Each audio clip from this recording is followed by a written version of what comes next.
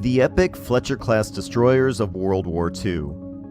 Fast, powerful, and deadly, these warships were the backbone of the U.S. Navy's destroyer fleet, feared by their enemies and revered by their crews.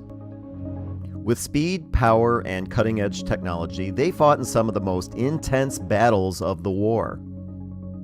From the Battle of the Atlantic to the Pacific Theater. These ships served with distinction, taking on enemy submarines, aircraft, and surface vessels. They played a pivotal role in securing victory for the Allies. Today, we will take you on a journey through history, exploring the incredible stories of these awesome machines and the courageous sailors who manned the Fletcher-class destroyers.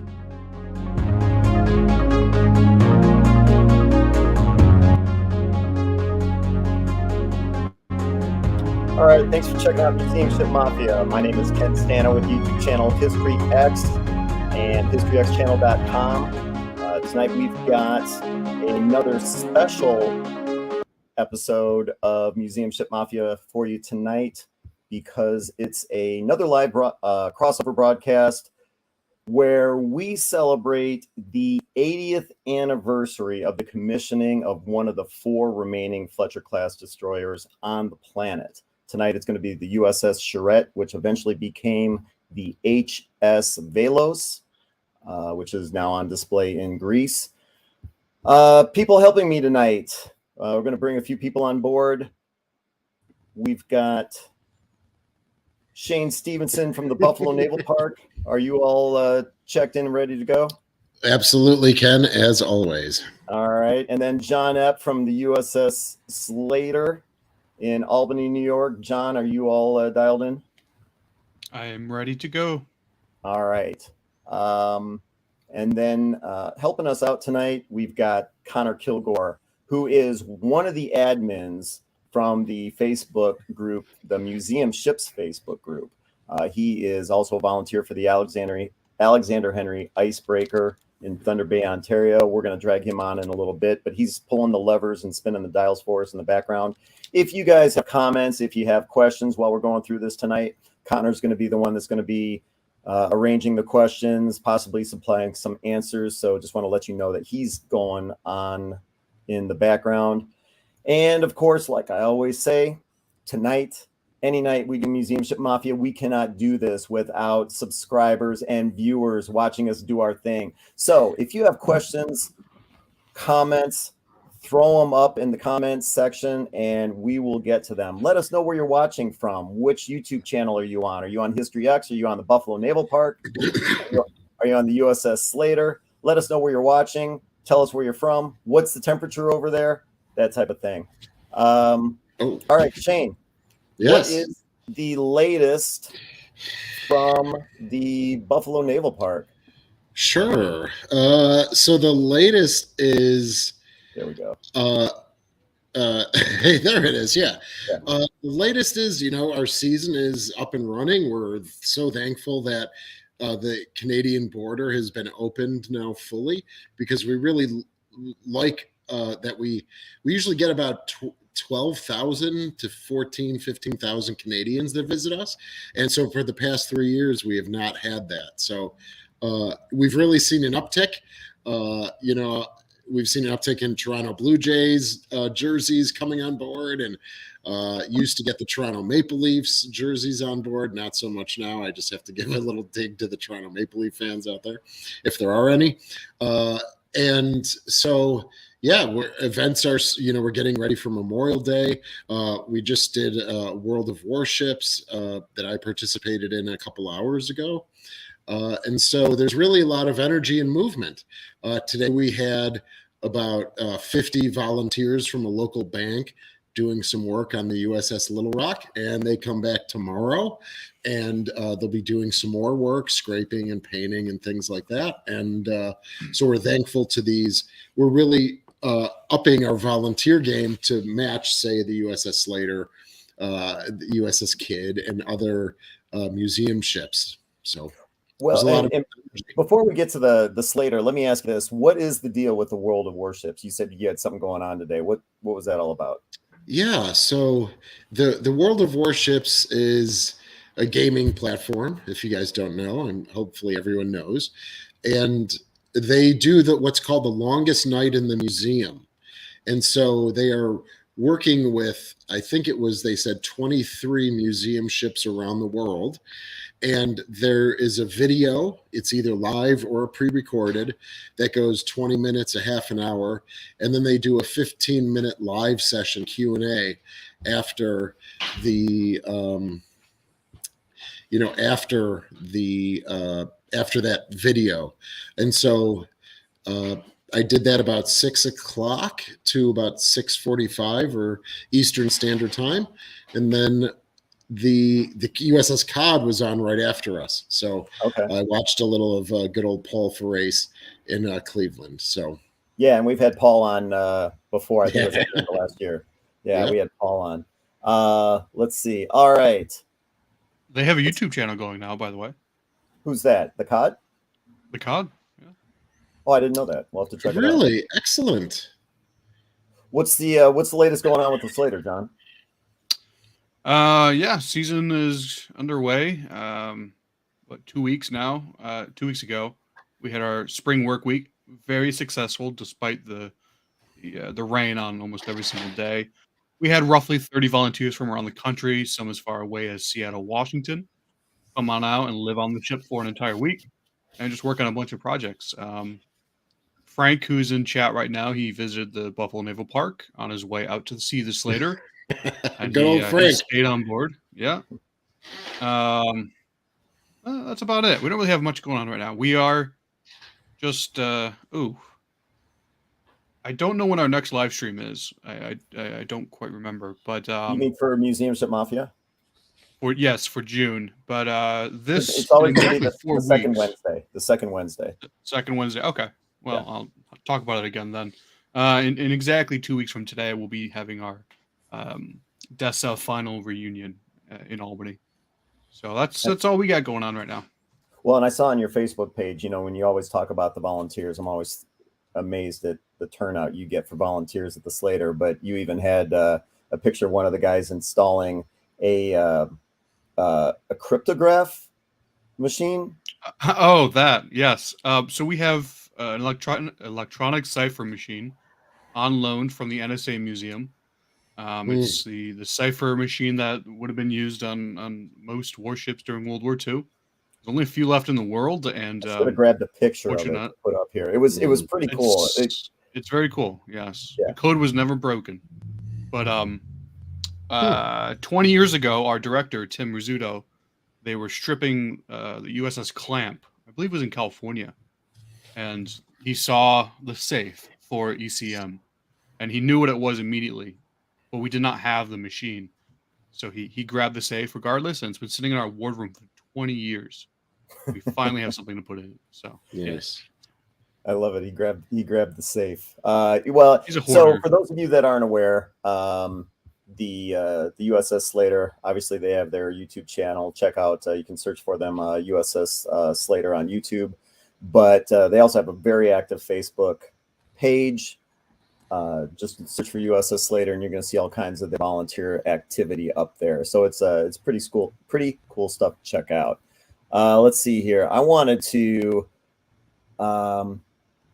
drag Connor on real quick. Like I said, he's working for us behind the scenes, but at the Alexander Henry, and of course we had Connor on, I want to say in February, telling us all about the Alexander Henry. So he's helping us out behind the scenes, but they just went through a rebranding.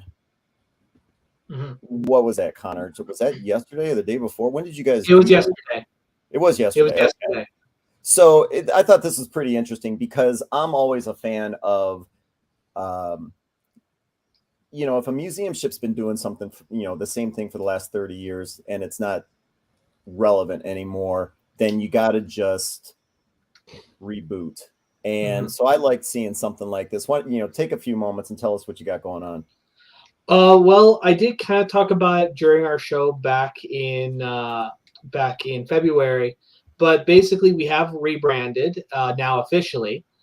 We were known as the Lakehead Transportation Museum Society, but we are now known as the Transportation Museum of Thunder Bay. And the reason behind this was because the name Lakehead, our region hasn't been referred to as the Lakehead in 53 years now on any official documents. So at this point, if someone's coming to the city for tourism, they're looking for things to see in Thunder Bay. So they're looking for that, and they weren't finding us because we were still called Lakehead, which was, while it's a very cool name, or it's a name that's been around for a long time, it is not relevant to the modern tourist industry in our city. So we decided to rebrand, but keep the transportation aspect, because our goal is to eventually represent all aspects of transportation. Right now, the Henry is really the only thing we have, so we only really have the sea and a little bit of the train covered, but we still have other stuff to do. But that's what we're kind of saying, that this is our goal for the future. This is what the name we're going forward with. So it's still going to be www.tmtb.ca, correct? Yeah, www.tmtv.ca. So for those of you that aren't aware, Connor Kilgore, one of the volunteers at the Canadian Coast Guard icebreaker Alexander Henry, which is on display in Thunder Bay, Ontario. Check them out, www.tmtb.ca. And as I said a little bit ago, you can also come across Connor. He is one of the admins of the Museum Ships Facebook group. 70,000 followers. It's a pretty active group, so I highly recommend you check them out. Anything else you want to add? No, I'll let you get back to your Fletchers, and I'll continue controlling things behind the scenes. But I wish everyone here a great 2023 season. Ours is just starting next week. Yeah. Well, all right. Yeah. Get to work. Same to you, Connor. We're shutting you down. Let's see. All right. I gotta say though, right? What's that? Hulk Hogan's Tights has been asking for these hats. All right. These are ones that we got in Iowa. All right, but we have them now for the Buffalo Naval Park. And so they have the DDG 68 and the DD 537, the 5 gold stars. So these are now, I think they've just been added to our gift shop. So I think that will make Hulk Hogan's Tights pretty happy, hopefully. And for anyone else, this is a beautiful hat. So I had to say that. Just so anyone's aware, Hulk Hogan's Tights is one of the followers, subscribers to the Buffalo Naval Park. I believe that's what the story is behind that guy. He's involved with us, you know. All right. Well, let's see. So tonight, like I said at the opening, we are going to be talking about the 80th anniversary of the commissioning of the USS Charrette, which eventually became the HS Velos. This is actually a pretty cool logo created by Park Stevenson, who we're going to be bringing the guys on from the Kidd in a little bit. There's a picture of the Charrette, which eventually became the HS Velos and is one of only 4 Fletcher-class destroyers remaining on the planet, and it is somewhere over in Greece. So John Epp is going to be taking us through that. Let's see, and I want to now, a lot of moving parts to this, but I want to now get the guys from the Kidd up here. So I'm going to be pulling up Tim and Parks. Let's see. All right. So there's Tim and there's Parks. Hello. All right. Park Stevenson and Tim Nesmith of the USS Kidd. Are you guys all dialed in? Ready for launch. Excellent. Let's see here. So Tim Nesmith, ship superintendent at the USS Kidd. Park Stevenson, who is the museum director at the Kidd. Is that correct? Am I getting that right? Something like that. All right. This guy, for those of you that aren't aware, not only is he the director of the USS Kidd, he's also been making appearances through all the BBC outlets. And I'm sorry, it's an unfortunate picture, but I grabbed this screenshot of Parks doing an interview with the BBC, one of many interviews with the BBC about the latest news about the yeah. USS, or I'm sorry, about the HMS Titanic, the 3D rendering that went on. So how many interviews did you do? As the sun has gone westward around the planet, I've been picking up everything from UK to the US. Had Argentina today, Brazil later tonight, Australia. I've got New Zealand later tonight. I've got a revisit with CNN on Saturday when I have duty aboard the ship. That'll be fun. I'm all interviewed out. Yeah. Between Tim painting the hull today and me on constant interviews, I've done over 20 interviews in the past couple of days. Wow. You look exhausted. We are exhausted. We are exhausted. It was I am good, so John. tired of staring into this camera and talking to virtual people. You have no idea. Well, I wasn't going to say anything, but leave it to John to actually point that out. And I also want to thank Connor for pointing out, I called it the HMS Titanic, and he actually corrected me. He said it is the RMS Titanic. So that was my mistake. Only when she's carrying mail. Otherwise, she's SS Titanic. Oh, yeah? RMS Screw was the steamer. designation given to her to carry the Royal Mail. If she wasn't, and that gave her special privileges, docking privileges, things like that. And if she was not carrying Royal Mail, she was just a steamship Titanic. No kidding. Oh, well, she only had one voyage, and she was carrying Royal Mail, so RMS Titanic. Good point. She did only have one voyage. And let's see. So Tim was painting the hull. Sides of the ship. Yeah, you were painting the hull. So what do you guys have coming up real quick at the USS Kidd Veterans Museum?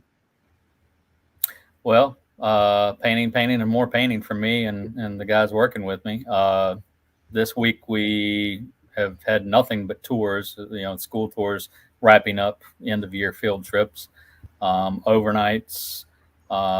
Memorial Day is coming up. We'll be open. We usually, years ago, we had a memorial service every year for that. Department of Veterans Affairs is located right down the street from us. So they've kind of taken on the pomp and circumstance of the ceremonies. We just stick with some educational stuff. We have a memorial plaza with all Louisiana natives killed in action from the American Revolution to modern day, engraved and granted in a courtyard. And so we've collected over the years maybe about 100, 150 photographs of these people with some basic information. And they're printed out, laminated photographs of them with information on the back and hung by dog tag chains. And we hang those up outside the museum building, right outside of the exit or the entrance for the Memorial Plaza. And people come by and see those. And it puts a face to the name and kind of tells them a little bit about the person. And every year we just remind everybody we would love to get all 7,000 names, all 7,000 pictures. Right now we're only around 150, but anybody who sees it and knows one of the folks and has access, we'd love to add them to the collection. And where would they submit that through USSKid.com? Yes, they can go to info@usskid.com and let us know they've got it, and they'll put them in touch with the right person. We'll tell them, what kind of DPI we need on the scans for the pictures so that they won't fuzz up, pixelate, and what kind of information we're looking for. Really, any kind of information about them. Just it makes it more applicable to somebody. Oh, he played football in high school. I played football in high school, and it draws connections, makes them real. Connor threw the website address up there a little bit ago. Again, USSKid.com. Of course, thanks, Connor. And then, of course, you can also find their YouTube channel, USS Kidd Veterans Museum. Simply get on YouTube and search for USS Kidd Veterans Museum, and you'll check out their channel. One other thing that I wanted to mention about the Kidd, and did this last month.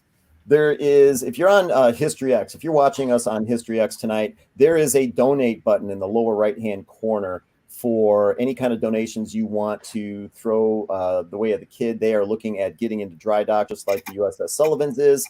So check out that donation option. Of course, you can also throw your support behind them at their website, USSKid.com. when we were on last month, I mentioned this once. But there was already a round of donations, a little over $100. So if you want to support what the Kidd is doing and preserving that ship, definitely click on that donate button. 100% of the proceeds from YouTube go right to the USS Kidd. So they would definitely appreciate your support. That's why. And when they come to the USS Kidd, those funds go directly to our maintenance supports. So that's it doesn't go in anybody's pocket. It goes right to our vendors. Right now, it goes to the paint company. Yeah, because I'm sure paint's not cheap for all you guys. Paint is insane nowadays. Yes, Oh my it gosh. And then the last representative of the Fletchers, I want to bring up Buzz from the USS Cassin Young. We had Buzz on, I want to say it was March, and let's see, there he is. Hello. Hey, Buzz. All right. So we tried to bring Buzz on last month when we were talking about the commissioning of the Kidd. Unfortunately, we had some internet issues, but looks like you're working tonight. I'm working off my phone. I had the same problems. I got a hold of tech support and I have the wrong browser on my desktop. You guys were all breaking up. The pixels were going crazy. So I shifted to my phone. Gotcha. Well, we're glad you did that. We're glad to have you on. Like I said a few moments ago, we had Buzz on back in March. USS Cassin Young. What's going on with the Cassin Young over there in Boston? I've been reminded, first thing I have to say is I'm not speaking for the National Park Service or the U.S. government in any fashion. This is Buzz as part of the Friends of the Cassin Young. Friends of the Cassin Young. Got it. Yep. I got reminded. So anyhow, we've got several new volunteers coming aboard. We've been told by the park that they're actually starting to make the blocks for our next dry docking, which would be somewhere 4 to 5 years. Wow. Well, that's so everyone's looking to go into dry dock at some point. Well, the ships are 80 years old. Yeah. Yeah, it's actually a really good point. These ships 80 years old, as we've learned in the past when we've been talking about when the Sullivans came, started taking on water, the hull only 3/8 of an inch thick in places. That's when it was new. That's when it was right at commissioning. 80 years takes a toll, and the Cassin Young sits in salt water. So I'm sure you guys have a lot to deal with there. Yeah, I just tried to show you a picture of the hull from the last time. Let's see if I can get it up in front of my face here. There's a piece, and there's the thickness of the hull. So you can kind of measure it against my nose. That was the thickness when it was new. I mean, so in 80 years, there's a lot of deterioration that goes on there. Yes. Definitely. Let's see. So as Buzz pointed out a few moments ago, if you want to check out the Cassin Young, Friends of the Cassin Young on Facebook. And that's the best place to find out what the latest is going on with the Cassin Young, correct? Yes, we try to post something every time the volunteers are aboard, which is Tuesdays and Saturdays. Got it. All right. Well, we're here today. We've got all these guys from the Fletchers around the world on here. Like I said, a lot of moving parts. And they're all on here today because we are talking about the commissioning or the 80th anniversary of the commissioning of the USS. Is it the Charrette? Is that the proper pronunciation? I believe so. Yeah, that's okay. That's how I say. Got it. And the Charrette, after World War II, was handed over to the Greek Navy, and John Epp, curator at the USS Slater, is going to kind of give us a little bit of the history behind what is now known as the Velos. And I'll tell you what, it's a fascinating story. There's a little bit of, actually quite a bit of bravery behind it. So, John, do you want me to just hand it over to you? Sure. We'll see if this works. Yeah, and if it doesn't, I've got some pictures of the Velos up ready to go too. Let's see. And while you're doing that, like I said, the Velos handed over to the Greek Navy. Actually, before John takes over real quick, I want to, this is kind of cool. So, in talking about the Velos, obviously this is a picture of the Velos with the Greek flag on the transom. But what the other Fletchers stateside have been doing, picture of the Greek flag flying from the USS Kidd. Picture of the guys at Cassin Young holding a Greek flag in front of the Cassin Young. Buzz, as I understand, you weren't allowed to actually fly that on the ship, correct? Correct. That's good to know. All right. And the Buffalo Naval Park, you can kind of see it off there in the distance, the Greek flag flying on the USS the Sullivans. Shane, are you the one that gets to hoist that up there? I did today, yes. I did not do the Jolly Roger for the Kidd, but I did this one, and that's always fun. Gotcha. So, yeah, and there's another picture of the Greek flag on the Velos. So, John Epp, what do you have for us? All right.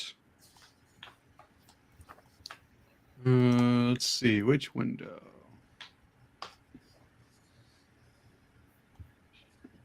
Here we go. All right. We see that okay? Yeah. Looks good.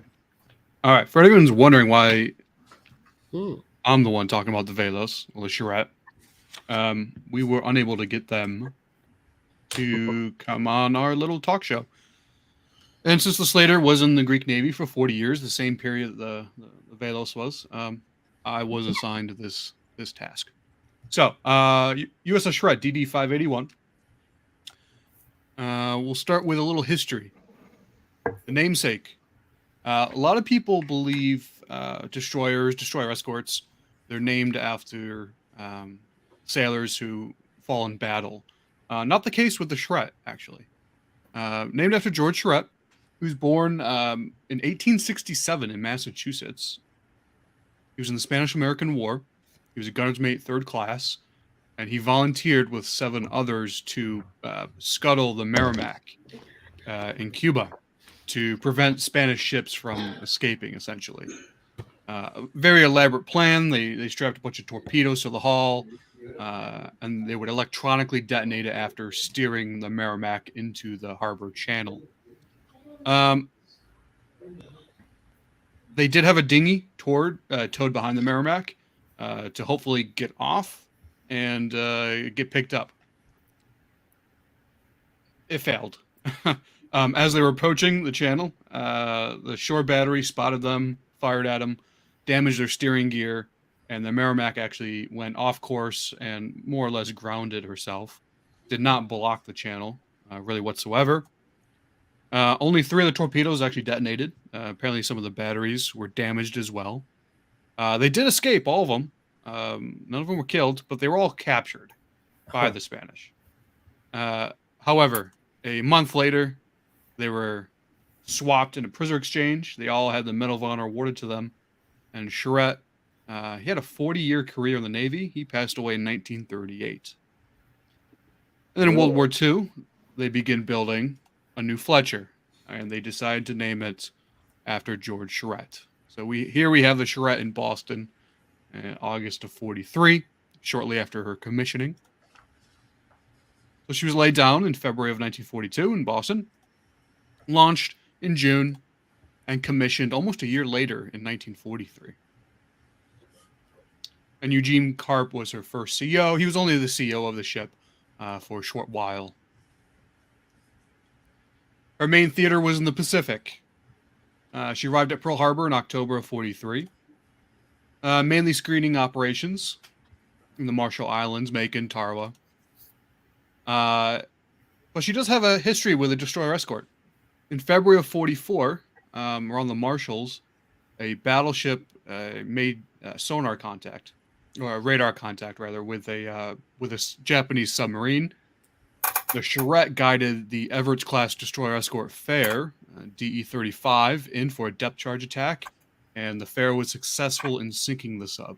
Now, all the sources I've looked at for this kind of seem to differ on which sub was sunk. I've seen I-21, 175, and RL-39. Not exactly sure which one was sunk, but they all seem to differ for some reason. And she, of course, continued screening operations into the spring and summer of 44. June 15th, she sank a Japanese freighter in conjunction with another destroyer, the Boyd. 112 survivors were recovered by the Charrette. And then we get to the Great Marianas Turkey Shoot. She actually played an important role, not in necessarily shooting down aircraft, but in guiding our own planes back to their carriers in the middle of the night by using their signal lamps. And any pilots that were forced to ditch in the water, the Charrette rescued them. In September, she did splash numerous planes. And afterwards, she actually screened the cruisers Canberra and Houston. They were damaged, and she helped bring them back to port. After this, we get to Leyte Gulf, and she was part of the carrier group heading north. It was part of the distraction force in October. More carrier screening into 1945. And then she takes a little break from the Pacific. She, from February to like late May, she returned to the United States to Puget Sound for an overhaul and some repairs, and then returned to the Pacific for the Borneo operations. In August, she and another destroyer, the Cooner, they approached a ship. They had actually been tracking this ship during the nighttime, and then they discovered it was actually a Japanese hospital ship. They sent a boarding party on over, and while it was a hospital ship, they discovered able-bodied troops as well as a stash of ordnance. So they took everyone prisoner and escorted it back to Morotai. War ends. In September, she did a little more escort duty, escorting occupation forces to China. And then in December, right before the new year, she arrived back in the United States and enters reserve. And then in 1959, she was transferred to Greece and renamed Velos. Oh, it wasn't until 1959 that she was transferred to Greece. Yeah, she had a little bit of time just sitting in the reserve fleets. Okay. And for anyone wondering, Velos means arrow in Greek. Oh, I like how you did that, John. That's nice. Shane, it was totally unintentional. I did not know I had done that until like an hour ago when I was looking at things. Nice. Yes. Well done. So, a detailed history on the Velos for her 30-year career in the just shy of 30-year career in the Greek Navy. Couldn't really find much. Same deal with the Slater. Like, we don't know anything about the Slater's Greek service. But you can make some assumptions. She did participate in most of the major Greek naval exercises, including most NATO exercises. There we go. Turkey and Greece, they're always butting heads. So she did play a role in the Aegean Sea crises that popped up over the decades during the Cold War. But what she's probably most famous for happened on May 25th, 1973. Something you don't really see too often in the Navy. During a NATO exercise, her commander learned that some naval officers that he actually worked close with back in Greece were arrested and tortured in Greece by the military junta. Now, the junta, the regime of the colonels, was a right-wing military dictatorship that overthrew the government a month before the elections of 1967, and they ruled until 1974. And Commander Pepes was not a fan of them. He was a constitution guy. He was all democracy. He did not like the junta. He had actually been part of a secret group of really naval officers that were hoping to overthrow the junta eventually. They were working on it. However, some of the officers that were arrested in this were also part of that plan. And so he realized hope was probably lost. So he decided to defect. Well, not defect, but political asylum.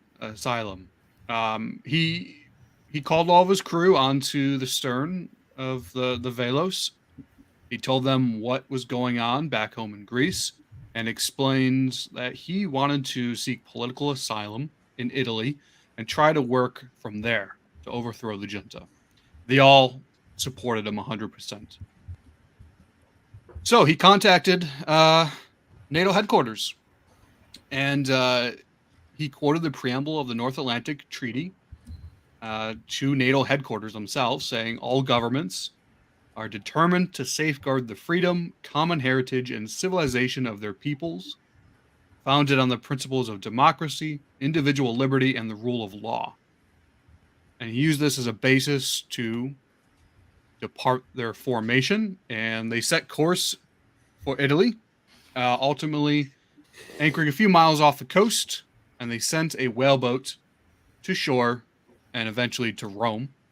And a press conference was held the next day with the commander, where he explained the entire situation.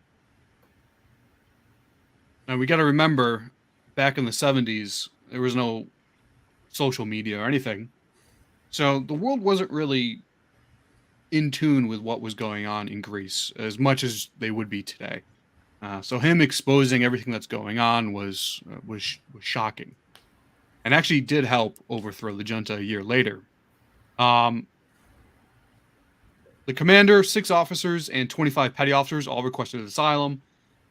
The entire crew of the Velos wanted to do the same, but they were told not to, and actually to return to Greece for fear that the junta would retaliate against their families.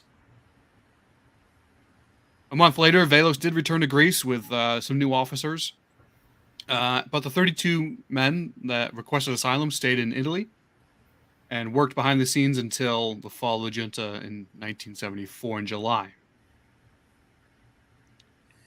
He continued his naval career, ultimately retiring as an admiral, and he passed away in 2013. He had cancer. And today, the Velos isn't only a museum dedicated to telling the history of the ship, but it's actually the museum of the struggle against the dictatorship, where they tell the story of the struggle of the Greek people against the junta. For the past 21 years, she's been moored in Thessaloniki. I can't pronounce it. I'm sorry. Thessaloniki. Thank you, Shane. It's close. And this I found very curious. €2 for general admission. That's $2.16. Huh. Wow. So sounds like we need to lower our prices, gentlemen. Can't say that.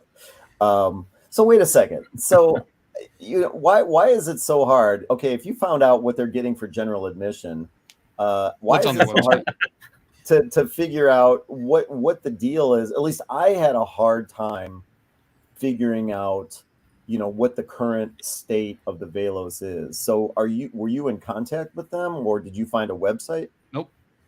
I've tried contacting multiple museums and archives in Greece. I've tried contacting the Velos. I've never really had much contact. Just the basic histories here and there. Also, keep in mind that Velos is still a commissioned ship in the Hellenic Navy. It is. Yep. It is? It's still considered in Yes. commission, yes. Really? Like our So she's still Constitution. seaworthy. Yep. Oh, like the Constitution. Okay. All right. And I forgot to add it to this. But was it back in March, I believe, or was it April?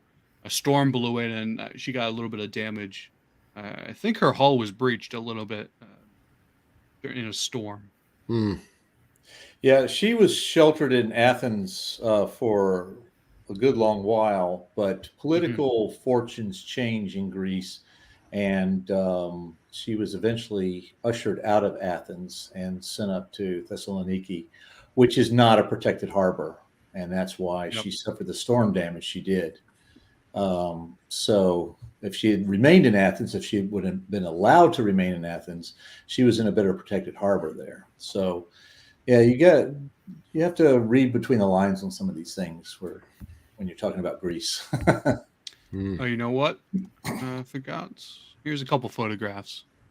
Yeah. So all these photographs are from navsource.org. I highly recommend if anyone's interested in museum ships, which I'm assuming you are.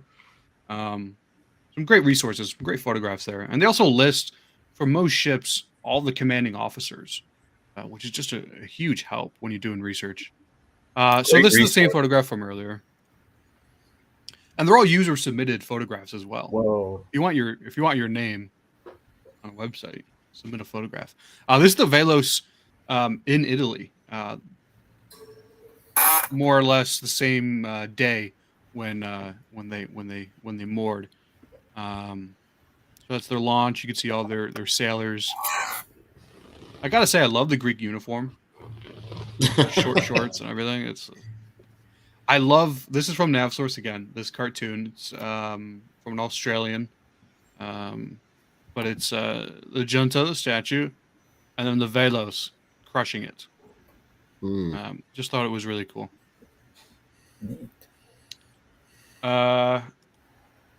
These are all Fletchers in Greece. I can tell you which ones. Wait. Go back to that picture. Those are all. I love how they're all lined up like that. Yeah. So which ones we got? All right. We have. This is 1979. The Kimon, which was the Ringgold DD 500. There's the Wadsworth DD 516, the Aulick 569, the Connor 582, the Hall 583, and Velos. There's also some LSTs as well in these dry docks. Look at that. And there she is today. Really? Wow. What I love about this, and that shows it really well, is that she is in a very similar configuration as the Sullivans. Missing Mount 53, but she is the Mark 56 computer or director for the 3-inch on the aft superstructure right above the deck house. That is awesome. And I'm assuming the damage was running against the seawall here, but I don't quite remember. She was thrown against that seawall. Yeah. Oh yeah. Okay. Sideways, or is it the transom? She's normally moored stern side to the dock there. That's how they normally have her. But the storm threw her up against the dock. Wow. Now, when you hear something like that, and if there's any kind of a government situation where it's like, well, should we continue to fund this? Should we not? I mean, so when you hear about the Velos being pushed into the pier or the shore like that, what do you think the chances are that that'll be the end of the ship? My understanding is it wasn't major damage. I believe they're open. Yeah. I don't think they're going to scrap the ship, and it is still a museum ship for them. So, but we stand ready to scavenge her if they do. Yeah, I'll bet there's all kinds of stuff on there that you guys could make use of. So when you talk about the Charrette being transferred over to the Greek Navy in the late 50s, I was kind of surprised to learn when I was talking to Parks earlier today on the phone that that's not the only situation where we've transferred ships to other countries. Parks was talking about Japan. I was talking to Shane about that this is a common practice. I'll be blunt; it's one I don't know much about. So I mean, what can you guys tell me about that? Well, Greece did get the biggest number of Fletchers.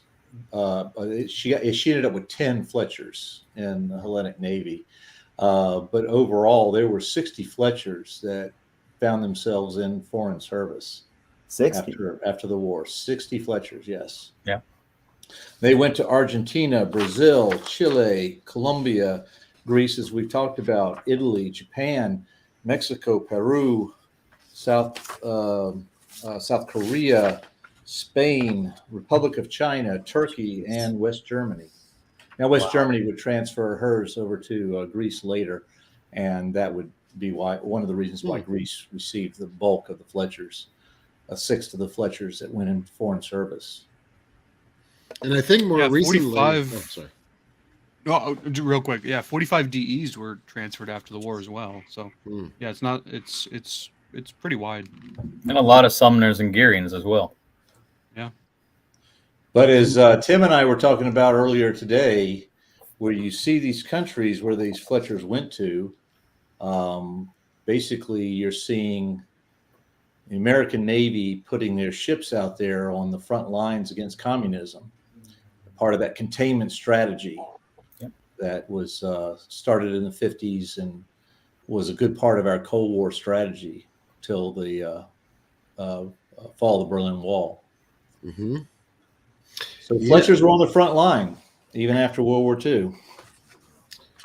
Yeah, and I think more recently, I think it's Turkey has received about 23 or 24 of our frigates that we've put out of commission or given to them. You know, they go out of commission here and then immediately into commission in the other foreign navies. So I think, since maybe 1999 to present, they've received maybe even 30 frigates from us, FFs and FFGs from us. I think it's Turkey. I could be wrong, but Yeah, the ship I was on, the Miller, was transferred to Turkey after it was decommissioned a few years in the boneyard in Philly, and then off to Turkey for parts. And what was the Miller? It was an FF 1091. Okay. I also loved it's a destroyer escort. Yeah, it's an ox class. Yeah. If you're talking more modern ships, the second USS Kidd DDG 993 is currently in service with the Navy of the Republic of China, and so she may see war pretty soon. Maybe not, but let's hope not. Do you know if they ever fly the Jolly Roger? They inherited the pirate legacy from us, as well as the USS Kidd DDG 100. It's currently serving the U.S. Navy, but 993 was not so. She didn't show her pirate colors too much during her career, not as much as 661 and 100. Some of her COs were a little more stricter about going by the book. Interesting.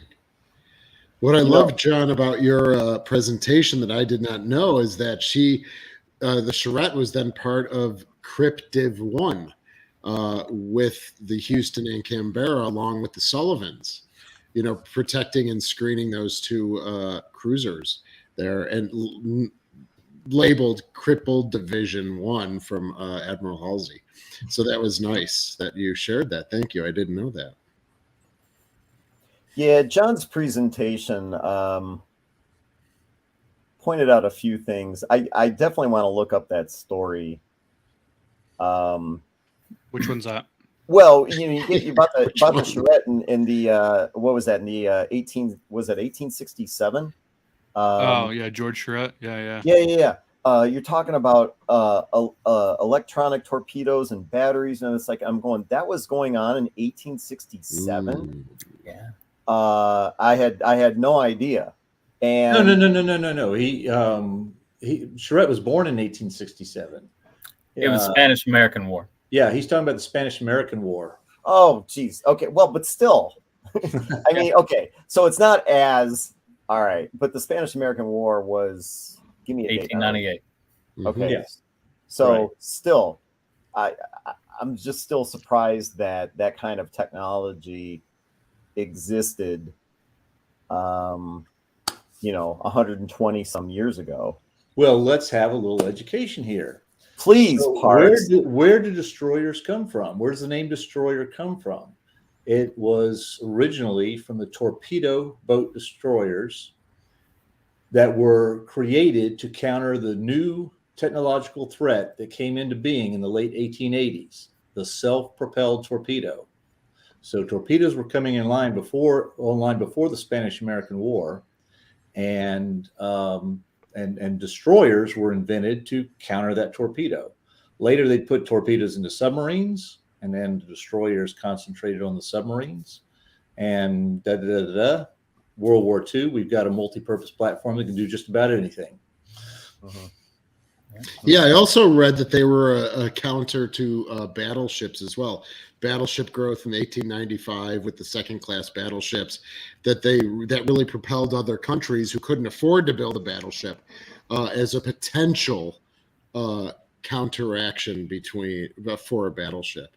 That's what I've read, but I don't know if that's true. But yeah, well, the Fletchers would be carrying 10 torpedoes, which were meant for surface ships.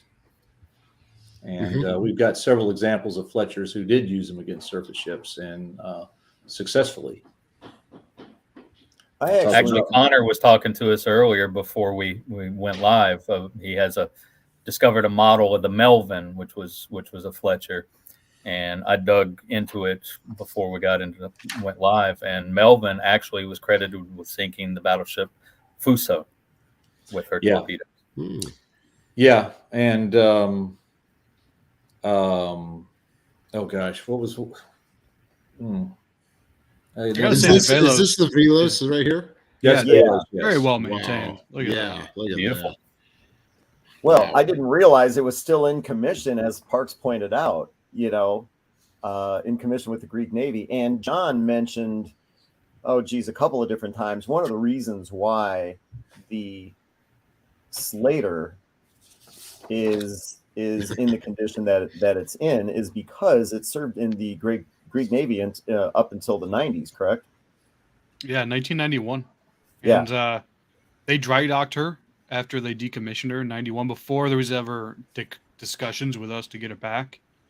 And then in 93, they dry docked her again in preparation to give the ship to us. So yeah, she was in pretty good condition. When you see pictures like this, like of the torpedo tubes, and first of all, Tim's point about, sinking a battleship with the torpedoes, you can see the torpedo tubes right here. I could see why Parks would, if they do decide to scrap the Velos. We've got claims on those 3-inch 50s, though, Ken.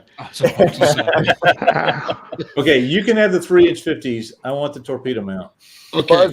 Buzz, what do you want? Now, our Greek viewers were not trying to take Velos. Not a strip trip here. That's just... We are honoring Velos today and her parts. Careful, these guns might still work. Do they have their practice loader, their 5-inch practice loader, for gosh sakes? We'd love to see that, but it looks like that might be where the practice loader would have been, portside near the. No, there's no practice loader that I've seen on any photograph of Velos. It's gone. What is that behind Shane and John's pictures there? I can't. That looks like a practice I could have loader. sworn I saw a travel blog that showed it. I don't. Yeah, that's your practice loader right there. Yeah. Okay. Well, they moved it over there. Okay, that's why I couldn't see it in other photos that I looked at. That's what it is in front of the darkened area. It looks like it to me. It looks a little different from ours, but it doesn't. What is a practice loader? A practice loader is basically a mock-up of the interior of one of the 5-inch guns, and the gun crews get around it and train on it so that they get the physical motions of loading and firing and moving the projectiles and powder casings for loading and unloading. If that's a practice loader, it doesn't look like ours or any other. No, it doesn't look like ours. Yeah, that's a weird one. Or I would consider it weird because I'm not used to it. But I don't know. She doesn't have the standard practice loaders that we have on our ships. This may be something else. Yeah, I zoomed in a little bit. It actually looks like there's a computerized gun sight at the top of that tower. To me, like it's the rectangle and it has that. Oh, you found it? You found it? I'm pretty sure I found it. Wait, hold on. Let me switch to another. See that doesn't have it. I want to see if any of these other pictures. I guess not. I thought I had. What is that a different view? Does that help? Not really. That is a different view of it, though. Yeah. Yeah, it is a different view, and I don't know. What Maybe that it's not. I don't know. I don't know what that is. There it is. There's your, Yeah, There it that's is. it. It's on starboard side. Okay. oh, so there, yes, their practice. There's the torpedo tube above. It is. All right. Yeah, So same it's location as Cassin Young. Oh. Really? Okay. We obviously need to know more about each other's ships. Yeah. So you Road it's trip. steel. Road trip. There ain't no road where she's at. Well, okay, wait. We have to take a I flight. still understand though. Okay, okay. So you explained, yeah, this is where they can practice, operating the gun, loading the gun, that type of thing. Why wouldn't you just? Why do you need this taking up space on the deck of a ship? Why wouldn't you just practice in the middle of the the Mark 31 housing? Why wouldn't you just practice at the gun? In the actual gun? In the Yeah. actual gun Mount. The Mark Well, 31. Yeah. With this one, you're out in the open, so it's not quite as hot for one thing, because those enclosed mounts trap a lot of heat. The other thing is the chief can walk around the mount, and I'm surmising. I have not been in the Navy. I was not on a Fletcher. I have not messed with these, but your chief can move around and observe all the guys from behind them as they're operating without those enclosed mounts cramping him up. And he can, make suggestions, I would assume, because they actually fire the little wooden bullet up. It drops into it. It hits the end of the barrel and drops into a tray, and then they pick it up and put it right back over. They're just getting the motions down. So that would be my guess. Yeah, you have to have muscle memory with this stuff because you're firing 12 to 20 a minute. You can't be thinking about what you're doing. You have to actually just mechanically do it. We actually have a practice powder can that was given to us. And what I've found so far is we have a practice projectile that was solid brass. They didn't want to, of course, you don't want to practice with any live cans or live projectiles. So this allows you to have a minimal amount of that. And I got a kick out of that. The chief can make suggestions. Being a former chief, yeah, right. I'm sure the DiNozzo movement actually occurred long before NCIS ever came along. And Ken, also in a operating mount, there are 11 men in there at once. It's not just a single or two or three. There's 11 men. Okay. So it's a ballet that has to be practiced before you go into the enclosure. Yeah, there was Shane was nice enough to do a video of the process that would go on inside of one of those mounts. We did it for one of the viewers. They had a question about what their uncle would have been going through on the USS Johnston before it went down. And yeah, that was a pretty interesting situation. But then you just reminded me, yeah, there's 11. Oh, hey, look at that. So a little different, but that's the Slater. That's the Slater's 3-inch practice loader. That's the crew. Oh, You kind of get an idea what's going on. Yeah. yeah. It's probably now that triggers it could be for study for other gun crews. To stand there and watch and to analyze along with the chief, petty officer, along with the chief or senior chief, right? Yeah. So it could be something that other people can have eyes on in other gun crews and teams. But Shane, remind me. Competitions. So Who's going to be the better gun crew? Yeah. Right. So the Sullivans does not have a practice loader, correct? Correct. We do But not. the Kidd and the Cassin Young, they both do. Yes. Yes. And clearly we were looking at pictures of the Velos, and so wow, I never knew something like that existed. So I appreciate you guys kind of giving me a little bit of education on that. Yeah. Okay. That makes me angry. There is. I didn't realize all three of you had the practice loader. There is no longer any practice loader aboard Johnston or Samuel B. Roberts. I can tell you that. Oh, because it was blown away. Well, Johnston broke right there where the practice loader is. I see. It was wiped off the deck, and on Sammy B, it just came off somehow. along with the torpedo tubes. Yeah. You know, when you Yeah, because dive on something like the that, loader would have been. Go ahead, John. Wait, no, the practice loader on John C. Butler was behind back aft, behind aft. the mount, right? Yeah. Forward of the after mount. Yes, it's no Yep. longer there. Yeah. But neither is the deck house either. Right. So, yeah, no, I was kind of making a joke. So as a piece of equipment like a practice loader, you know, if you're going down to the Johnston or the Samuel B. Roberts, well, in the case of the Samuel B. Roberts, you were one of the few that actually identified that, oh, there's a triple torpedo tube setup, that kind of let you know that it was the Samuel B. Roberts. If you would have seen a practice loader just lying on the middle of the ocean floor, what would that have told you?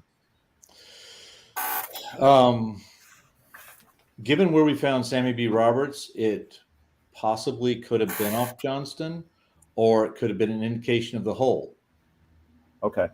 Or Sammy B. But yeah, if we find a practice loader lying on the bottom out there, it would have come off one of those three ships. So you were kind of lucky that it was actually a triple torpedo tube setup that was found first. Oh, good Lord, yes.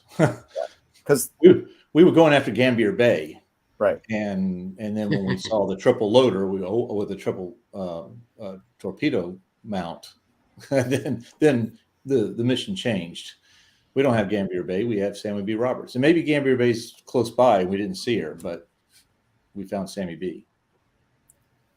Well, let's see. It's been an hour, and I wanted to, once we got to this point, I wanted to wrap things up. And was there anything, but before we do, was there anything else that you guys wanted to add about U.S. vessels, U.S. Navy vessels that made their way into foreign navies?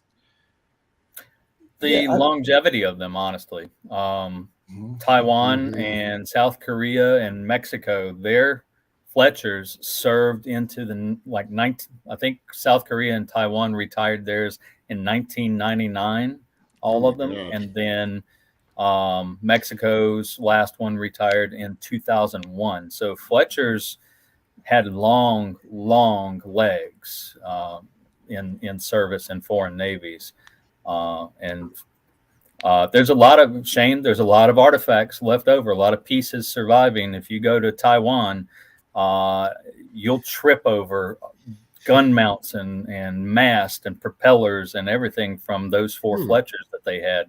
So there might be a practice loader somewhere in Taiwan waiting to be put up as a monument that you might be able to find. I will look into that. Absolutely. Thank you. I appreciate that. Wait, how do you know that? How do you know that, Tim? Have you been over there? I have not been over there, but on Facebook, we started a little series about, there's only 4 Fletchers left, but there's other surviving pieces. And it started out just kind of, let me acknowledge the pieces that we know about. And we know about the Belle of the Dyson, which is one of these that went, I think she went to West Germany. We had it for a while, and then the crew asked to move it to where she was built in Orange, Texas, for a memorial over there, which we moved it over. We let them take it over there, and it's there for people to see. Freedom Park in Nebraska, in Omaha, has the nameplates for 2 of the Fletchers. They cut them off the stern and just mounted them up like signposts in their park, along with a bunch of other ships' nameplates. And we knew about the mast and the torpedo tubes for the foot, which are in Fredericksburg at the Nimitz Museum. And the more we began looking online and just searching for this running series of posts on our Facebook page, more stuff started coming out. And I was contacted by a gentleman, a retiree from the Taiwanese Navy, and he had served on one of them. And he started shooting me pictures of all sorts of stuff from Mulaney, from the Kimberly, the Twining, the Yornal, and sorry, I hit my computer. And there's a whole bunch more that he's trying to track down to identify which ship, this gun mount that's sitting underneath one of their big highway bridges is from, and everything. It's looking at the pictures of the of the 2 parks, like the military remembrance parks that he has sent me and that I found on Google. There's all sorts of military memorabilia in Taiwan. They really are invested in their military history. There's still a destroyer escort in service, and it's in Taiwan. Wow. The From Heminger- World War II? From World War II. One of the DEs we gave them after Oh. the war. It's a training ship now, but it's still in service. Mm-hmm. Wow. One of the things that really strikes me when I looked at the history of these different Fletchers that ended foreign service, especially were the ones that ended up with their former enemies, like the USS Haywood L. Edwards, that was was also fought in the Battle of Surigao Strait against Fuso and Yamashiro. She ended up in Japanese service as the Araki, and and the USS Richard P. Larry, who was a Yuguri.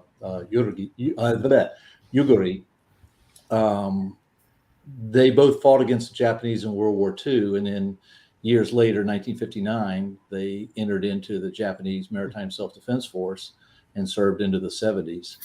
So it's I wonder what the reunions were like for those crews.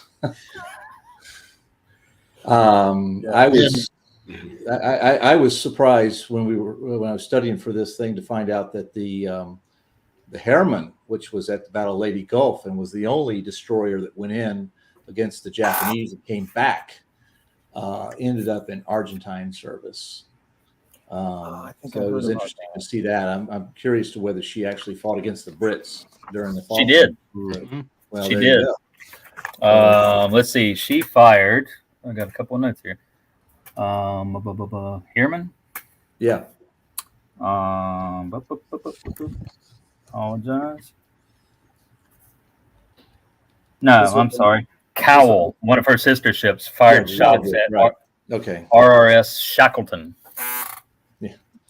So it's interesting how the game board changes on you, which I guess we could segue into World of Warships on that note. But yeah, just interesting that these ships served in their former enemies' navies. But it just goes to show, and that's one thing that I always bring up to people when, like, on our Kamikaze Remembrance Day, why were we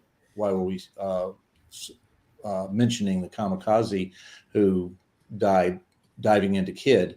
And the point is that we're no longer warships of World War II. We're museum ships of 2023. And the world has changed in that time. Our former enemies are now our staunchest allies, and we've got new enemies. And so it's interesting how, again, like I said, the game board changes with time. Anyway, that's just me musing stuff that occurred to me as I was looking into the fate of all these Fletchers that went into foreign navies. Well, yeah, and we also used the we also used these as incentives to to gain influence over countries as well that maybe were kind of on the fence, communism or democracy. And so there'd be the little carrots with probably the sticks a few years earlier, but now little carrots. Well, the point is that Fletchers were always put in harm's way. Well, when they were built, or under American service in World War II, or into the Cold War, and then into foreign navies, they were always put on the front lines. Nice. Well, I love the stories. So, you can continue musing, because what I was going to do here was pull this picture up and say, all right, guys from the USS Kidd, Tim Nesmith, ship superintendent, Park Stevenson, museum director. What do you guys have coming up as we shut this down? So what's coming up this summer for the Kidd? More of what we do every day. Yeah. Sweating. We invite visitors to the ship.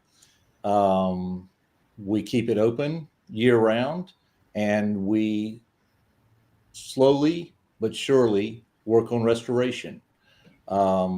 We've got, people ask us, why is this rusty? Why hasn't this been painted recently? Well, 300 men worked on this ship's daily maintenance when she was in service. Today we have basically 2. But we keep her with us.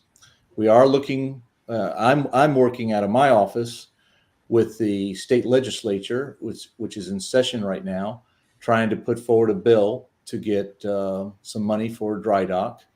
And after we get something from the state, we will pursue federal funding too, which the Sullivans gave us kind of a roadmap for. We'll be following along that path if we can, so that we can give this 80-year-old woman who hasn't seen a doctor since she was in her 20s a routine checkup. Well, and that's one thing I want to mention again. If anyone is interested in supporting the kids' efforts to get into the dry dock and you want to make a donation, you can definitely head over to the website, which is USSKidd.com. Or if you quickly want to head over to HistoryX, like I said, you can click the button lower right-hand corner and YouTube donates or conveys 100% of the proceeds over to the kid, which Parks said earlier goes directly into maintenance. Parks, I do want to say how you go back to your comments about how people always say stupid things. Oh, there's rust everywhere, blah blah blah. I do enjoy how you respond to people on social media. You're very blunt, and you're down like, okay, if you don't like it, come on down and paint it. Come on down. Hey, put your money where your mouth is. Exactly. Yes. Yeah. Mm-hmm. I think Tim taught me that, actually. So I learned it from the other Tim. Which, by the way, John, I apologize. I saw on social media you go to bat for us, and the other Tim kind of spanked your hand a little bit for saying that all museum ships have rust. Yes, but if you ask Tim when he's looking at the Slater, looks beautiful, everything dazzle. Tim, ship look good? No, I see rust everywhere. All he sees is a rust bucket when he looks at the yes. Well, we were talking about that the other day, about how we had the video for today's World of Warships event, and we were reviewing it, making editing suggestions, and she looks beautiful. It's like she pops when somebody takes a picture of her or takes video of her. And I'm looking at it, I'm like, I stand in that same space, and the human eye finds the tiniest flaw because we're trained to look for what's wrong. And so we can't enjoy the ship the way, say, general public does. And, they come in, oh, it looks great. Oh, the ship looks like crap, this and this and this. And I don't know. I blame Rizzuto because he taught me. So I blame Rizzuto. He taught me. Yeah, we all blame. All right. Well, this is We'll have to bring this Rizzuto guy. Podcast Whoever this on, guy is, on we got to bring him Tim. on. What's I that? love the throwback photo he shared of him on the paint float. That was pretty cool. Oh yes. Yeah. Yeah, he was young. I've He seen was some young young at one pictures. time. Talk Yeah. to Sikowski; he'll show you some really young pictures of Tim. Well, there's also a name that needs to be mentioned. The Ed guru Sikowski, of the yeah. blueprints and General Fletcher knowledge. I think Ed Sikowski has helped all of us with our ships. Absolutely. Is he like an expert in the architecture of the Fletchers or destroyers in general? He's a Master Chief. Oh, got it. Yeah, that pretty much sums it up. He would know. Was he working or was he volunteering at Kennedy when Tim started at Kennedy? So he's I think he was a destroyerman. In the 70s, he lives down in Pennsylvania. When they were scrapping all the ships in Pennsylvania, in Philadelphia, mostly destroyers or whatnot, how he tells it is he went there one day, and the holds were just full of documents and blueprints. And he back then they didn't care what happened to things, so he more or less asked the strippers, the ship strippers, "Hey, can I take this stuff?" And they're like, "Yeah, take it, because it's a fire hazard for us. Yeah. So I believe he has thousands of manuals, blueprints. You're of talking World about War Ed II now. stuff. I've heard Yes, his yeah. basement looks like the end of Raiders of the Lost Ark. That's what I've Yeah, heard. and then I've never seen it. yes, right. It's a bucket list destination for me. Tim Rizzuto was the superintendent, I believe, of the Joseph P. Kennedy. I think so, yeah. And then Ed started volunteering there, and that's how they got together. And they've Well, been so last time I was at Slater, Tim Ed was there too. came home. Rizzuto gave me a folder, and in there were all of the letters that he wrote to the Navy. He wanted a Fletcher class destroyer badly, and he wrote to the Navy, and they shuttled him around from desk to desk, to desk to desk to desk, and he never gave up. He never lost heart. They were blowing him off. It was obvious, but officialdom, they couldn't just say no. They just redirected him, and they kept redirecting him until finally he wore the Navy down, and that's where that seemed to coincide with the effort in Baton Rouge to get a destroyer, and so it was a marriage made in heaven. Nice. I'll share a photograph once I find it, but you guys can keep talking amongst yourselves. Well, we'll wrap up the Kidd here real quick. Like I was saying, if you want to support the Kidd, you can definitely get on their website, the www.usskid.com. Thank you, Connor, for pulling that up, as well as their YouTube channel. Simply just get on YouTube and search for USS Kidd Veterans Museum, and it comes right up. Nice job. And let's see, while John is looking for that picture, let's pull up Buzz real quick. And Buzz, what's the latest, or what do you guys have coming up with Friends of the Cassin Young on Facebook?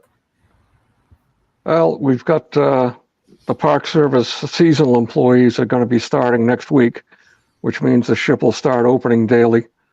Right now it's just weekends, and the volunteers are opening on weekends. And they're averaging about 600 a day. Even though the ship is officially closed, we're allowed to open it up on the weekends with our staff. Big thing we've got coming. Why are you shaking your head? Wait, did you say 600 people a day are visiting? That's what he said. Yeah, that's why I did that. Wow. We've been open. Yeah, we don't see 600 a day. That would be. This isn't about the Buffalo Naval Park in that sense, but we hit 600 people probably 2 or 3 days a season. But you're just saying, oh yeah, 600 a day, no problem. But and they haven't even officially opened Constitution, yet. I know, right? Yeah, we have the Constitution, and then they see the gray thing down at the end and go, "Oh, what's that?" A lot of them think we're still active duty, but we do get them. The other thing we've got coming is early June. We have Admiral Cox, who's the head of the Navy Historical Command, coming aboard. One of our volunteers used to work for him when they were both active duty, so he's been invited. And where we earned that maintenance award last year, he decided to come over and see the ship. Other than that, a lot of maintenance going on. Our one ranger aboard that does maintenance is always painting, and we're actually rehabbing our workshop on the pier. Our 92-year-old volunteer isn't able to volunteer anymore, so we're in there cleaning, spiffing up, and reorganizing. And you had said a while ago that the National Park Service is actually starting work on the cradles in the eventuality that the Cassin Young will end up in dry dock? Yes, correct. I believe it's about 4 to 5 years out, which gives it a 15-year from the last time, which is what their goal is. So our head of maintenance told us the other day that they'd actually started constructing them. And Connor just popped up a question. How many volunteers do you have? Total, we've got on paper somewhere around 20, 25. However, a lot of them don't show. We don't see them often. Do you serve them lunch? Pardon me? Do you serve them lunch? No. Well, Um, you might want to start. If you start, bribe them with food is what I always say. If there's a pizza involved, I'll do anything. It's interesting. All of our volunteers happen to leave within 30 minutes after lunch is over. It's It's amazing, isn't it? yeah. I don't know if there's a correlation there, but Well, then you have to keep pushing lunch back and back. Oh, lunch is at 2:00 today, boys. It's 2:30, right? Yeah. we've got a core group probably of about 8 to 10, what we call the wrench turners. They're the people that actually get their hands dirty. And we've got about 4 volunteers that just do tours and don't even know one end of a screwdriver from the other. But, we're all in it for the ship. Yeah. And we've got some that just can't make it anymore, due to illness or age. Like our friend Hank that's just been, he calls it incarcerated in a nursing home for a while. But it works. And for anyone that wants to learn more about the USS Cassin Young, it's best to visit on Facebook, Friends of the Cassin Young. Correct. Tim's on. oh no. Tim's been watching. Oh, there he is. Give him a cruiser. Well, great. Buffalo Naval Park has both. Oh, that's hilarious. Well, speaking of Tim, I found the photograph. Just in time. Perfect timing. There we go. There's the crew. That's There from you last go. October. Oh, yes. So you got Parks, our cook Blair, who comes up for our work weeks, and if we have a VIP such as Parks, he'll come up and cook for him. And there's the grumpy old man, Ed Zukowski. He's who we were talking about. And then our fearless leader, Tim. Dynamic duo. And that's Tony. Yeah. Parks, do you remember being there for this picture? Oh, yeah. Okay. I always remember Blair's cooking. Oh, it was good, right? Nice. Well, let's see. Let's get back to. Well, it's good to know Tim was watching or supervising. I don't know which is which. True. Let's see. So, for Tim and Parks, you guys already did your World of Warships today? Yeah, it was I want to say 11:30 UTC. Okay. We were like third up. But Gotcha. since I was on the paint float and Parks was doing interviews, we had it pre-recorded. Oh, gotcha. Okay. Nice. And was that just for today? There's no other, as far as you guys know, anyway. It's just like a 24-hour. Yeah, I think they had 23 museum ships scheduled. Okay. If not museum ships, then museums and museum ships. I think there were a few that might not have had a ship. I don't know. I wasn't familiar with them. So we'll make our film available on their channel. Let's see. Moving over to the Buffalo Naval Park. I know we talked about it earlier, but what's coming up for the Buffalo Naval Park?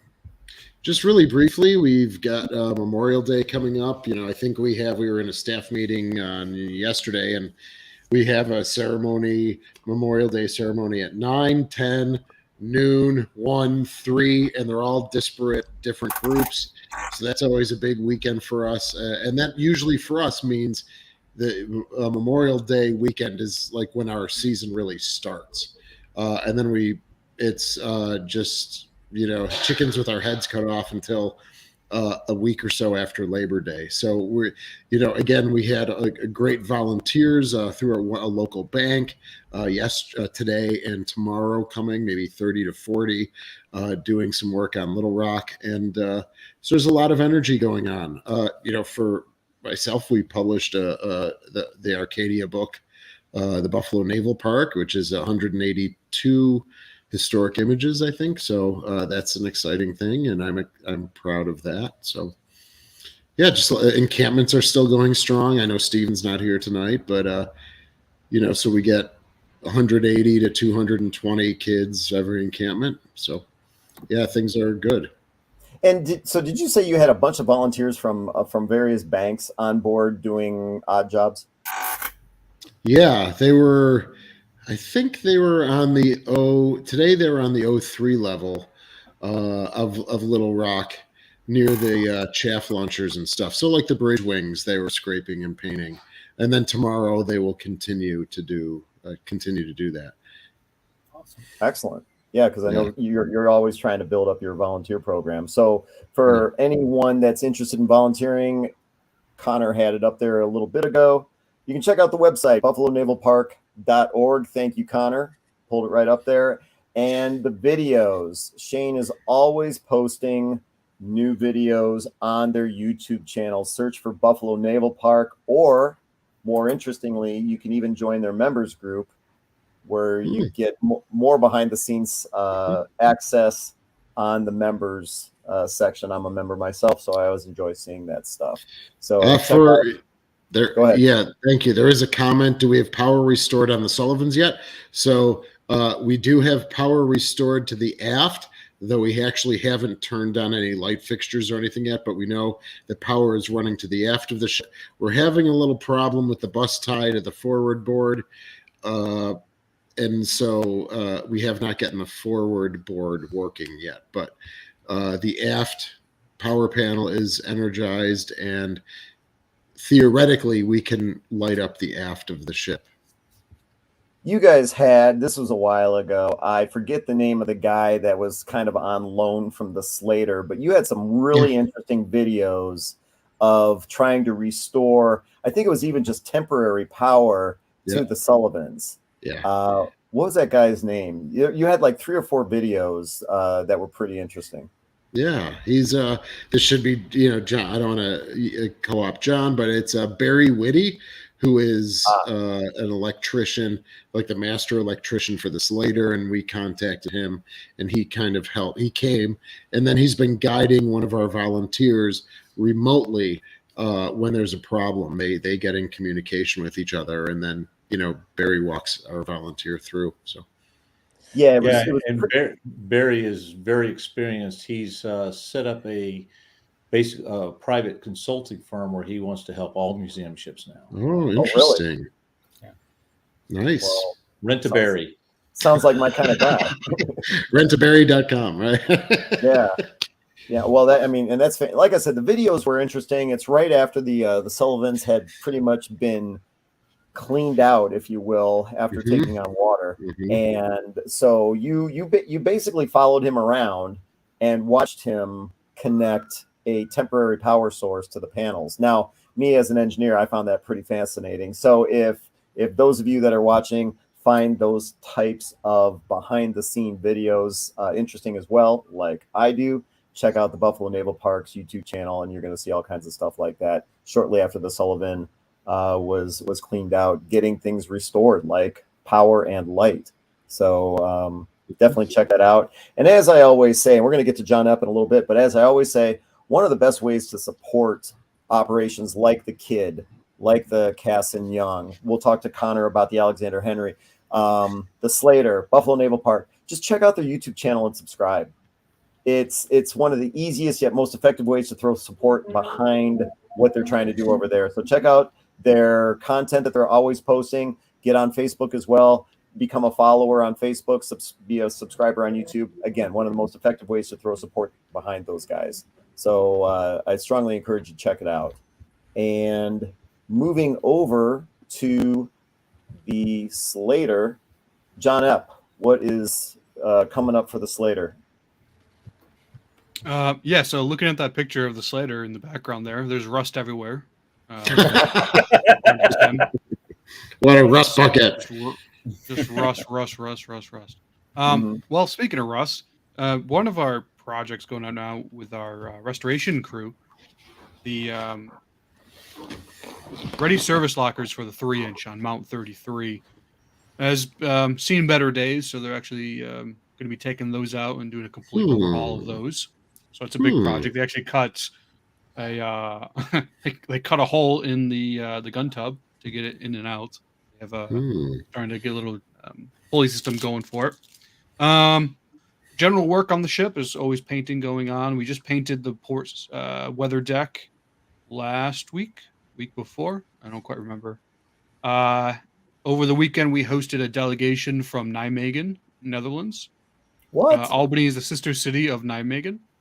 Really? after the I know war. all about Nijmegen, part of the 30 Corps campaign to cross all the bridges. Eine Brücke Yep. zwei.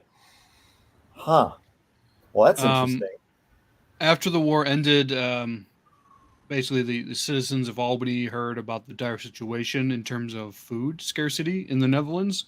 And so they did multiple food drives and fundraisers and sent things over. And to show their gratitude, the Dutch then sent Albany tulip bulbs. And they planted tulips throughout the city. And every year, last weekend, there's a huge festival called Tulip Fest. And so a delegation from Nijmegen came last Saturday. We had a nice breakfast on the ship because we actually did give some destroyer escorts to the Netherlands after the war. So there is a connection. What else is going on? DESA, like I said at the start of the show, final reunion of DESA, which is the Destroyer Escort Sales Association, our parent organization. They're the ones who actually got the Slater and brought it back to the U.S. They're shutting their doors down. Their membership is dwindling. So they're going to hold a final reunion here aboard the ship in just a couple of weeks. June 16th to the 18th, I believe it is. So we're preparing for that. Like I say every show, we got Hensa as well in September. So Shanna's been working on all that stuff as well. Our new shoreside facility, our new gift shop is up and running. Nice. Barry Whitty, if you wanna come down and meet him, he's here on Saturdays. He's been installing a lot of the security cameras and whatnot. Oh wow, he does that too. Huh? That's it. Oh, if there's electricity involved, he is doing it. Yes. Yeah. So that's John Epp, curator of the USS Slater in Albany, New York. Definitely check out the Facebook page. Like I said earlier, there's always updates talking about what the volunteers are doing. Connor had the website up there, ussslater.org. And of course, the YouTube channel, simply search for USS Slater. Well over 2,000 subscribers on the YouTube channel and good content there as well.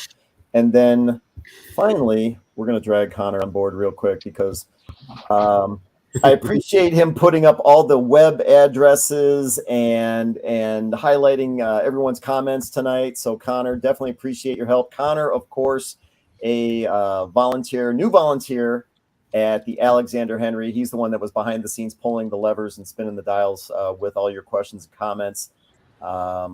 Recently, just today, they announced that they're rebranding the whole operation, and you can check them out at www.tmtb.ca. Connor, anything that you wanted to add for the Alexander Henry? Yes, just quickly, we do also have a new Facebook page. It's called Transportation Museum of Thunder Bay. I know John's already there, but just saying that we do have, and we're going to be adding Instagram and stuff soon as well. But yeah, that's basically. Here, wait a second. Let me interrupt you real quick. So for Facebook, it's Transportation, the Transportation Museum of Thunder Bay. Got it. Transportation Museum of Thunder Bay on Facebook. Yeah. Okay. And sorry for interrupting. Go ahead. No problem. And yeah, Instagram stuff. And we're roughly just under a week now. It's next Wednesday that we open finally to the public because ice is finally melted. Ice is finally melted. No joke. It only melted like 3 weeks ago. I believe it. Yeah. Hey, Parks, has the ice melted around the Kidd yet? You know, I am so jealous of the Northern Brothers to get to shut down for months at a time and do some serious work on the ship while we stay open every single day. And to answer your question, the ice in my cooler melted on the raft. Yes. Oh, all right. So the ice in Tim's cooler melted, and the ice around the Alexander Henry has melted up in Thunder Bay. Yeah. All right. And the iceberg that sank Titanic, I don't know where it is today. Yeah. She's in Thunder Bay, Ontario. Yeah. Maybe. But yes, we'll be opening on Wednesday. And just briefly, if you look up in the news as well, we're actually going to be doing a dockside market starting on June 5th. Thunder Bay is one of the sites for the Great Lakes cruise ships, which are coming into the Great Lakes, most notably the Viking, Octantis, and Polaris. And we are going to be hosting a dockside market because unfortunately, just simply due to construction in the city this year, a lot of our downtown core in the north side has been basically cut off to people from the cruise ship dock. So we're giving local merchants an opportunity to essentially show their stuff right next to the cruise ship. I believe I sent you the picture, Ken, but I'm not sure if it's there. But of the cruise ship, yeah, I know what you're talking about. yeah, the Atlantic docks less than 20 feet from our stern, so it's a good opportunity for these vendors to sell their merchandise on our property, and it also helps the community. So that's something we'll be doing for this entire summer whenever the cruise ship is in town. I want to pull this picture up. There it is. Yeah, it's pretty impressive. So where the Alexander Henry is, this is right behind it. Often. Yeah. And Yeah, you very can kind nice. of see it's one of the Viking ships, because the bow kind of slopes backwards, and pretty cool. Yeah, it's about the only thing in the harbor that has a thicker hull than we have. Then the Alexander Henry. Yeah, because that thing goes into the Arctic. Oh, in no the winter. kidding. Wow. Yeah, or Antarctic actually, but yeah. Pretty Wow. cool. Pretty cool. So for the Alexander Henry, like we had said earlier, they had just announced rebranding today. Transportation Museum of Thunder Bay, www.tmtb.ca. That is pretty much it from Museum Ship Mafia. Anything else that you guys want to add? You got anything going on? Do I have anything going on? Yeah. Great question. No, just keep posting videos. If you're interested in how a B-25 bomber did land on a World War II aircraft carrier, Oh, you yeah. can check out the History X YouTube channel. Just get on YouTube and search for History X channel. And also posted a video last night around this time about the Titanic and the 3D scan that everyone wants to interview Parks about. That's already at like 45,000 views, so that thing's taken off. So Good for you. Good for Let me you. get one good night of sleep, and I'll answer people's questions. Parks does look a little exhausted. He's been busy talking about the Titanic. Hey, Connor, would you put up the photo that I just put up there? How do I add a picture to the reel? Ken? Oh yeah. If you go to do you see present at the bottom there? Where? Do you see present, the little plus sign? Oh yeah, I see it. You should be able to click on that and pull up whatever you want. Okay. So this is a slide. lesson for all museum ships. Oh, okay. Hold on. Add a file. Okay, upload a file. Just give me a second here. Yeah, take your time. You can. It should give you an option to share a screen too. So this is a picture, if he gets it up, of something I discovered today, late in the day when I went to go board the ship to take the Greek flag down. Okay. I discovered something. All right, hold on a second. Okay, there we go. There we go. I'm okay, afraid. share screen for a second. Connor and John are the youngest ones here, so they should be able to figure this out. Yeah. Yeah, hold on. There it is. No, that's not Should it. I be afraid, Parks? There we go. Okay, so I came and Yes, found very that afraid. What? the watch aboard the ship had forgotten that Huckleberry Finn and Jim were on a raft alongside and left for the day, stranding these two Oh my God. over the side. Oh my God. We had a Anyway. backup plan. We'll be We could swim, right? We'll be Yeah. talking to our watch standers tomorrow. Don't forget the barge alongside. Well, wait a second. Isn't there a rope ladder hanging down that I see at the bottom of the picture? So This is after I had lowered a rope down to them. So Oh, they wow. could, No. You didn't lower the ladder. That was our backup plan. no, I said lowered the rope Yeah. so that you could get back to the Jacob's ladder. Yes. Yeah. Oh, Nice. so they were So this is the barge that Tim was telling us before we started tonight. He was kind of explaining off screen, or I'm sorry, before the live started. So it's a barge with scaffolding, and what you do now that there's water again around the ship, you can float around, and this is how you paint the hull. Mm-hmm. Right. Yes.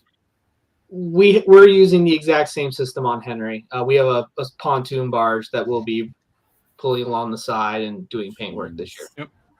Yep. Jeez. And that barge was redecked courtesy of a donation from one of our longtime employees and volunteers and donors, James Landry, just to Okay. give him a shout out. So is Got that CV661? Is that what that is? Is that? No, we call that the Adventure Galley, which was Captain Kidd's ship, pirate ship. Well, Excellent. and so we'll wrap this up. Like I always say, apologies to Ryan Szymanski at the Battleship New Jersey for not being able to fit him in this evening. We just ran long, so we'll try and get him in some other time. Appreciate his patience.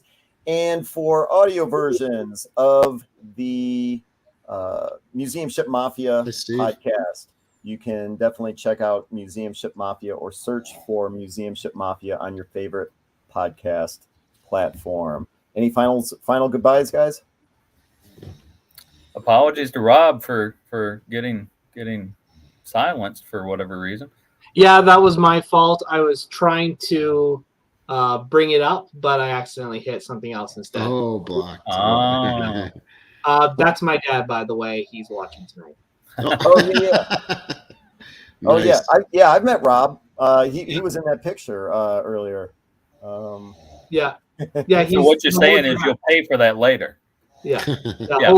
Yeah. If you find it, Ken, it's What's that? no, my dad actually appeared in one of those slides. Yeah, he was actually wearing the History X hat during our press conference. Oh, nice. After. Yeah, unfortunately, I think I'm past that picture, but definitely always appreciate it. Well, let's see. We'll wrap this up. Thanks, guys, for tuning in tonight. Everyone tuning in tonight for the 80th anniversary, commemorating the 80th anniversary of the not the launching. Parks corrected me. That's not the right word. It's the commissioning. Commissioning of the USS Charrette HS Velos. And for the next episode of Museum Ship Mafia, we always try and do that on the second Wednesday of every month. So when it comes to June, pay attention for posts. It'll be the second Wednesday in June. If there isn't anything else, I'll just say my name is Ken Stano from the YouTube channel History X. Check out historyxchannel.com. Thank you, everybody, and hope you all have a great evening. Night. Night.